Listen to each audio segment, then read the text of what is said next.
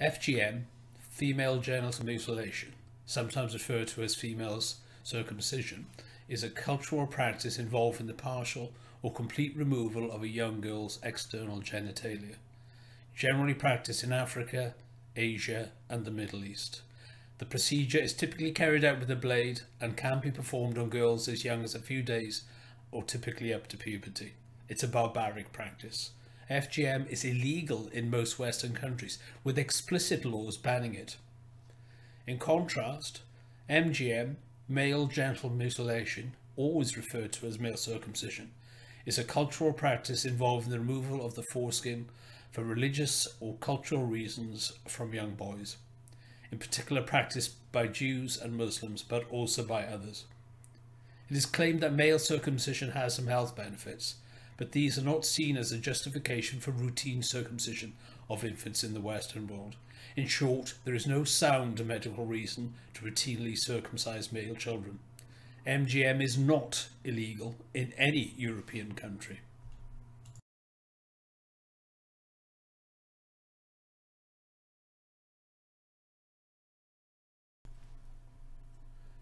According to this article, in 2012, a district court in Cologne banned male circumcision. As you can imagine, this didn't go down well with Germany's Jews and Muslims. As you can imagine, anything to do with Jewish culture in Germany is a hypersensitive subject. The court ruling said circumcision for the purpose of religious upbringing constitutes a violation of physical integrity. The judgment added, the child's body is permanently and irreparably changed by the circumcision. This change conflicts with the child's interest of later being able to make his own decision on his religious affiliation. Yes, of course it does, all of that. But you can imagine the outrage of people who think it's their right to mutilate their children.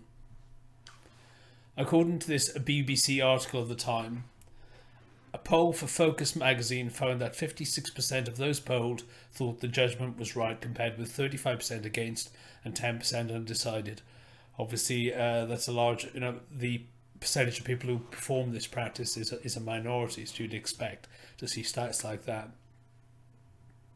According to Jonas Sievers, the chief rabbi of Lower Saxony, not to perform an ancient ritual is beyond the imagination.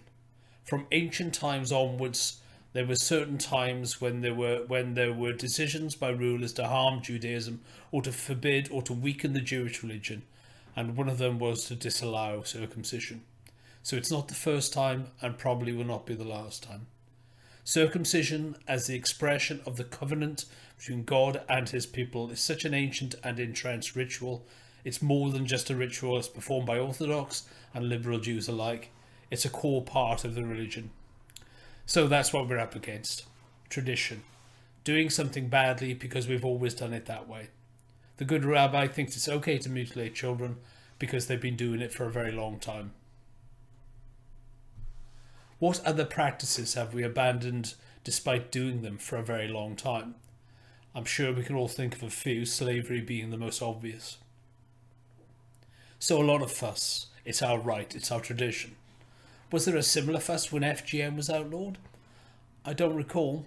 I don't think so. Sure, there were individuals who complained, but this particular ban had mainstream groups up in arms. So how did Merkel respond to the ban? I do not want Germany to be the only country in the world where Jews cannot practice their rituals. Otherwise, we will become a laughingstock. So, she's concerned about being a laughingstock, not that children are mutilated. A completely different take on that could be that instead of being left out, Germany could have led the way. Sure, MGM is different in degree to FGM. In severity, yes, FGM is far more severe, but the principle is the same. In neither case does the child have any choice. It is something that is done to them without their volition. This is a conflict of perceived parents' rights versus children's. But we should remember that children are not the property of their parents to do with as they see fit. The state sets limits on what a parent can do to a child, and many countries in Europe now have laws forbidding even the mildest forms of capital punishment, and yet they can still have their little boys genitally mutilated. So of course Germany went through a hand-wringing process over this. It was discussed in Parliament, and a new law was introduced that grants parents the right to authorise the circumcision of their son by a trained practitioner, I would imagine often a rabbi. Once the boy reaches 6 months of age, the procedure needs to be carried out by a doctor. So instead of banning it, they legitimised it. They also made it clear that up to 6 months it could be performed by someone without medical qualifications. So we are left with the hypocrisy of politicians defending the mutilation of boys whilst attacking the mutilation of girls. How can this be right?